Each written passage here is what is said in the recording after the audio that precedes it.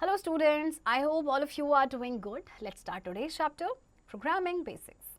Learner's outcome, algorithm, flowchart, solving problems using algorithms and flowchart. Getting started. There are many kinds of tasks that you do in your daily life. To do each task, certain steps are followed. Some steps to buy a chocolate are given below. Arrange them in correct order. देखिए हम daily ना कुछ ऐसे काम करते हैं okay और उन काम को करने के लिए हमें कुछ आपकी जो स्टेप्स हैं इन्हें फॉलो करने पड़ते हैं। अब जैसे कि आप चॉकलेट खरीदने के लिए जा रहे हैं तो आपको कुछ यहाँ पे स्टेप्स आपको दिए गए हैं बट ये करेक्ट ऑर्डर में नहीं है, आपने इन्हें करेक्ट ऑर्डर में अरेंज करना है। Okay, computer being a machine can not do anything on its own. A computer solves its problem in a step-by-step procedure to give accurate results.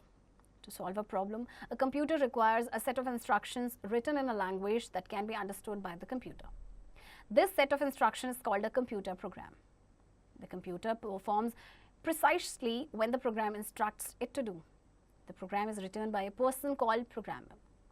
A programmer prefers to draw a flowchart or write an algorithm prior to writing a computer program. An algorithm and a flowchart help us to create a computer program in a step-by-step manner. Computer देखिए क्योंकि एक machine है अपने आप से सारा काम तो कर नहीं सकता, खुद से नहीं कर सकता मतलब, तो अपनी ये जो प्रॉब्लम को सॉल्व करता है स्टेप बाय स्टेप प्रोसीजर में देन ये एक्यूरेट रिजल्ट आपको देता है। तो किसी भी प्रॉब्लम को सॉल्व करने के लिए कंप्यूटर को ज़रूरत होती है सेट ऑफ इंस्ट्रक्शंस की, ओके जो ऐसी लैंग्वेज में लिखे जाते हैं जो कंप्यूटर समझ सकता है। ओके, तो इन सेट ऑफ इंस्ट्रक्शंस को कहा जाता है कंप्यूटर प्रोग्राम। एंड जो प्रोग्राम जो लिखता है उस पर्सन को कहा जाता है प्रोग्रामर। तो प्रोग्रामर जो है वो प्रेफर करता है कि वो फ्लो चार्ट ड्रॉ करता है, फिर एल्गोरिथम लिखता है, मतलब किसी भी प्रोग्राम कंप्यूटर प्रोग्राम को लिखने से पहले। तो एल्गोरिथम एंड फ्लो चार्ट जो हैं वो हमें हेल्प करते हैं कि हम कंप्यूटर प्रोग्राम क्रिएट कर सकें स्टेप बाय स्टेप मैनर में। Okay, what is algorithm? The word algorithm means a process or set of rules to be followed in calculations or other problem-solving operations. Therefore, algorithm refers to a set of rules, instructions that is step by step define how a work is to be executed in order to get the expected result. The word algorithm का means क्या है कि एक process या set of rules जिन्हें follow करने पड़ते हैं calculations में या दूसरे problem solving operations में, इसीलिए algorithm को कहा जाता है set of rules या instructions जो step by step define करती है कि किस तरह से वो को execute करना है जिससे कि expected result मिल सके. So what is algorithm? See, input and set of rules to obtain the expected output from the given input is and then output. So these instructions can be written in simple English or any other language that you speak and write. Algorithm is commonly used for performing data processing, mathematical operations, manipulating data and searching for a particular data. Okay, तो instructions को हम किसी भी simple English language में लिख सकते हैं, किसी भी दूसरे language में लिख सकते हैं, ओके जो कि आप बोलते हैं या जो आप लिखते हैं।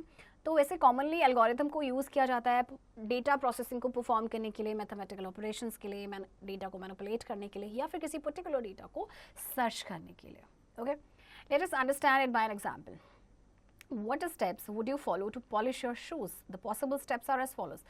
शू पॉलिश करना आपको. Steps number 1 start. Okay, 2 open the shoe polish. Step 3 put shoe polish on brush. अब आपने शू पॉलिश को ओपन किया, अब उस शू पॉलिश को आप ब्रश पे रखेंगे. Step 4 polish 1 shoe. Step 5 put shoe polish on brush. फिर से आपने शू पॉलिश रखना है, आपने लगाना है ब्रश पे. Step 6 polish the other shoe. Step 7 close the shoe polish and step 8 stop. Finally आपको you get the desired result that is polish shoes. Result क्या था? Polish shoes. तो ये स्टेप्स आपके कितने स्टेप्स हुए? 8 steps. Okay, now characteristics of a good algorithm. The main characteristics of a good algorithm are precision. Each steps is precisely defined, मतलब बहुत correctly हर step को डिफाइन किया जाता है. Okay, uniqueness. Result of each step should be uniquely identified and only depend on the result of the preceding step. जो result है हर step का वो यूनिकली आइडेंटिफाइड होना चाहिए और वो डिपेंड करता है कि जो प्रीसीडिंग स्टेप है उसके रिजल्ट पे. Okay, finiteness. It should stop after a finite number of instructions are executed. और मतलब ये finite number of instructions के बाद ये stop हो जाना चाहिए. Input, it should have a well-defined input. Output, it should have well-defined output. Okay, and effective, it is measured in terms of time and space. इसको measure किया जाता है effective आपके time और space के term में. Okay, now need for algorithm. क्या ज़रूरत है algorithms की हमें? Number 1, algorithms are necessary for solving complex problems efficiently and effectively. 2. They help to automate processes and make them more reliable, faster, and easier to perform. 3. Algorithms also enable computers to perform tasks that would be difficult or impossible for humans to do manually. Step 4. Algorithm is commonly used for performing data processing, mathematical operations, manipulating data and searching for a particular data. तो algorithm की ज़रूरत क्यों है? क्योंकि कोई भी complex problem को effectively, efficiently solve करने के लिए. Okay? ये हमें help करते हैं process को automate करने पे, उनको then उसको और reliable, faster, easier बना देते हैं to perform. Okay? और computers को help करते हैं कि वो task perform कर सकें जो कि humans के लिए manually करना difficult है या फिर impossible है. और ये कॉमनली आपका यूज होता है डेटा प्रोसेसिंग को परफॉर्म करने के लिए, मैथमेटिकल ऑपरेशंस के लिए. Okay, examples of algorithm. Example 1, algorithm to find sum and product of 2 numbers. 2 number का सम और उनका प्रोडक्ट निकालना है. Okay, so number 1, start. Step 2, input first number A. Step 3, input second number B. Step 4, find the sum of number 2 numbers that is A plus B. हमने 2 number input किए A and B, उनका sum होगा A plus B. Okay, Step 5, print sum. Step 6, print the product of 2 numbers, that is A into B. And step 7, print product. And step 8, stop. हमने यहाँ से उनका sum और product दोनों निकाला और then उसके बाद हमें दोनों मिल गए, then we'll stop. Okay. Next, example 2, algorithm to find the largest of any 2 numbers. दोनों में से कौन सा largest number है वो find करना है. Okay. Step 1, start. Step 2, input 2 numbers, A and B. Step 3, check whether A is greater than B. If true, go to step 4. Else go to step 6. अच्छा देखिए, 2 नंबर से अगर A B से बड़ा है तो हम step 4 पे जाएंगे, अदरवाइज हम 6 पे जाएंगे. तो 4 क्या है? Step 4, print A is greater and go to step 6. Okay, हम ये प्रिंट करेंगे कि A बड़ा है. अगर A बड़ा है तो then go to step 6. Okay, and अगर नहीं तो फिर हम जाएंगे step 6 पे, means print B is greater. And step 5 यहाँ पे क्या है? Stop. Okay. Next, advantages of algorithms. अब advantages क्या हैं? Number 1, it is easy to understand. Number 2, an algorithm is a step-wise representation of a solution to a given problem.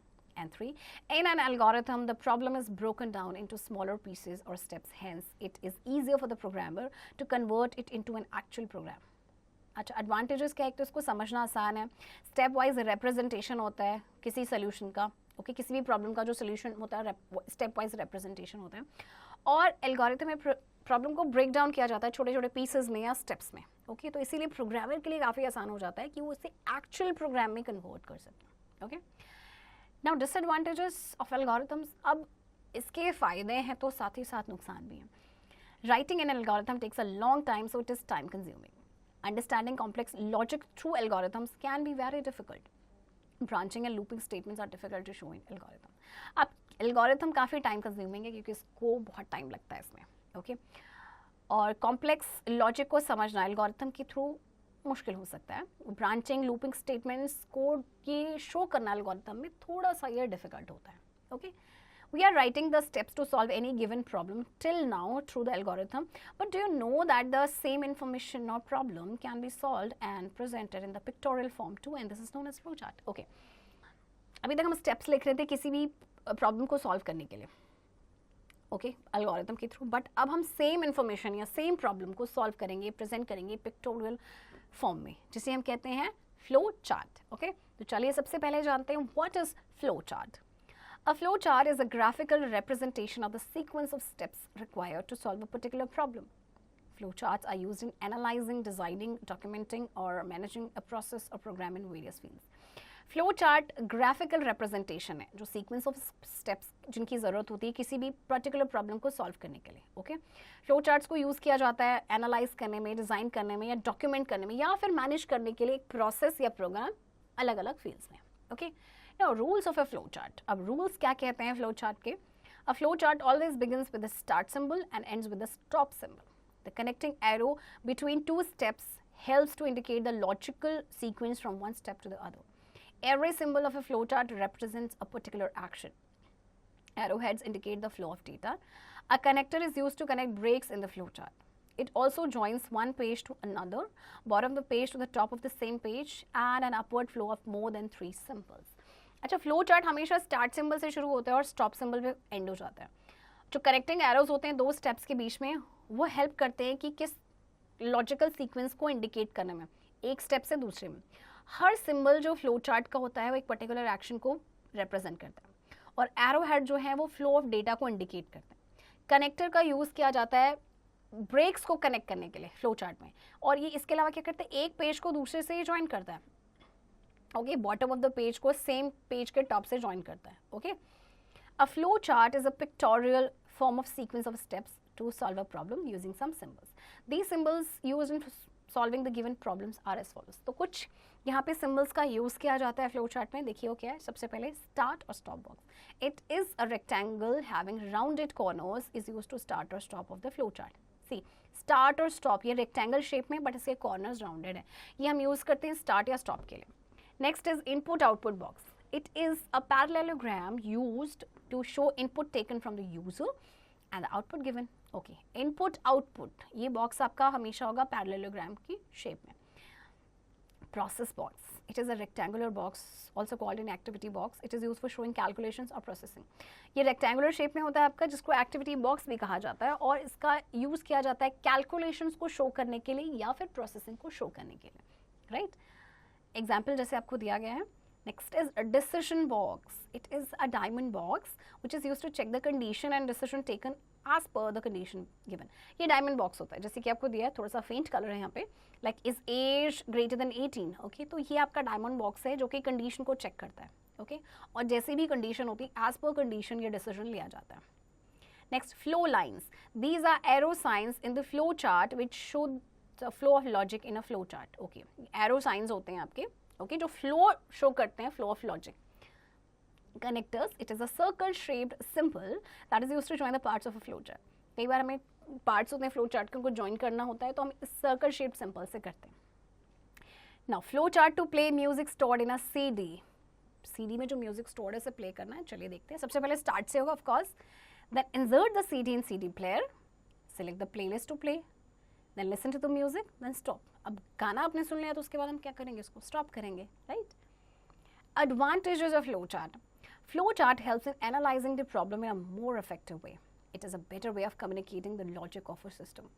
It acts as a guide during the program development phase. It helps in finding out errors.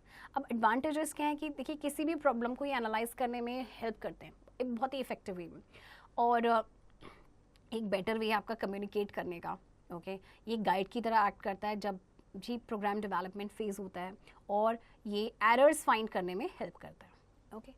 Now, disadvantages of flowchart. Sometimes the flowchart becomes complex if the program logic is long. If you want to change something in the flowchart, you have to redraw it. अच्छा, कई बार क्या होता है, flowchart ना complex हो जाता है अगर program logic थोड़ा सा लंबा हो गया, और कई बार अगर कुछ आपको change करना है flowchart में, तो आप क्या करेंगे, आपको उसे redraw करना पड़ता है, okay? तो सबसे बड़ा drawback है इसका. Brainstorm, which box will be used for the instruction input A? Input के लिए आप कौन सा box use करेंगे, आंसर आप बताएंगे, okay? Next is quick fact. The general direction of flow in any flow chart is from top to bottom और from left to right. जो फ्लो होता है, डायरेक्शन ऑफ फ्लो होता है किसी भी फ्लो चार्ट में, वो होता है टॉप टू बॉटम या फिर left to right, okay? Next, examples of flow chart. Example, flow chart to find the greater number among the two numbers A and B. चलिए, दो नंबर्स है आपके पास, ए एंड बी, दोनों में से कौन सा बड़ा है, फ्लो चार्ट से देखते हैं, ओके? फाइंड आउट करना. Start, then input A and B. दो नंबर्स हमने इनपुट किए, okay? So first condition is if A is equals to B. क्या ए बी के बराबर है? इफ यस, अगर yes then both numbers are equal. अब तो कहानी यहाँ पे खत्म, तो स्टॉप. बट नो, अगर नो दोनों इक्वल नहीं है तो फिर अब अगली कंडीशन आती है, is A greater than B. क्या ए बी से ग्रेटर है? If yes then A is greater than B and then stop. और अगर नहीं, no, then B is greater than A. देखिए दो ही कंडीशन होगी ना, या तो ए बड़ा होगा बी से या ए छोटा होगा. Okay, so A is, if no, then B is greater than A and then stop, right? 2. Flow chart to add two numbers. अब हमें दो numbers को add करना है. सबसे पहले start, then enter number 1, enter number 2, then sum is equals to number 1 plus number 2. Then display sum, whatever the sum is वो display करेगा and then, okay, here start is written but it is stop, okay? Next, solving problems using algorithms and flow chart. अब आपको problem को solve करना है algorithm and flow chart का use करते हुए, okay? Example 1, algorithm and flow chart to check whether the input number is odd or even. जो number input किया है वो ऑड है या इवन है. सबसे पहले algorithm. Step 1 start. Step 2 enter a number a. Step 3 now check the condition if a divided by 2 is equals to 0. Then go to step 5. अगर a को हम जो नंबर हमने प्रिंट किया है वो 2 से डिवाइड करके 0 है तो स्टेप 5 पे जाएंगे. Means step 5 is what? Print number is even. Else go to step 4. अगर ये ट्रू नहीं है तो नाउ प्रिंट, हम क्या प्रिंट करेंगे? Number is odd. And go to step 6. What is step 6? Stop.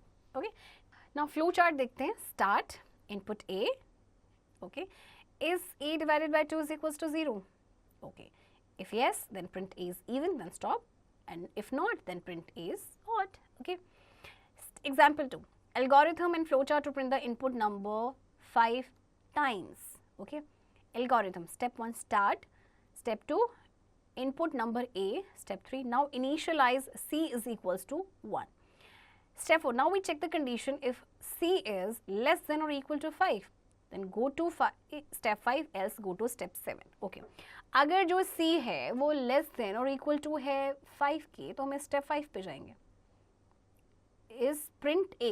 और अगर नहीं तो स्टेप 7 पे जाएंगे. Okay, stop. देन स्टेप 6 आपके पास आता है c is equal to c plus 1. Okay, and then go to step 4. c आपका हो गया c प्लस 4. अगेन आप स्टेप 4 पे जाएंगे. ओके, हम कंडीशन चेक करेंगे कि c is less than or equals to 5, then go to 5, otherwise हम जाएंगे step 7 पे. Okay, now steps, अब flow chart हम देखते हैं. Start, input a, c is equals to 1. Okay, first condition is if c is less than or equal to 5. अगर yes, तो हम print करेंगे print a, c is equals to c plus 1, and if no, then stop. Okay. Step example 3, algorithm to find the percentage of total marks secured when total marks out of 650 are input. If percentage is above 80, display well done, otherwise display keep working. Percentage हमें निकालनी है. Total marks जो है आपके out of 65 जो है वो है आपके input. अगर percentage आती है 80 से above तो हम display करेंगे well done, otherwise keep working. Okay. Okay, so step 1 is start. Step 2 input total. Step 3 percentage क्या होता है आपका is equals to total upon 650 into 100. Okay. Step 4 now we check the condition if percentage is greater than 80, go to step 6, else go to step 5. क्या percentage अगर 80 से ज़्यादा आती है तो हम step 6 पे जाएंगे, means print well done. Otherwise step 5 पे जाएंगे, means print keep working and go to step 7. Step 7 is stop. Okay. Sum up. Algorithm refers to a set of rules, instructions that step by step define how a work is to be executed in order to get the expected results. Algorithm is commonly used for performing data processing, mathematical operations, manipulating data, and searching for a particular data.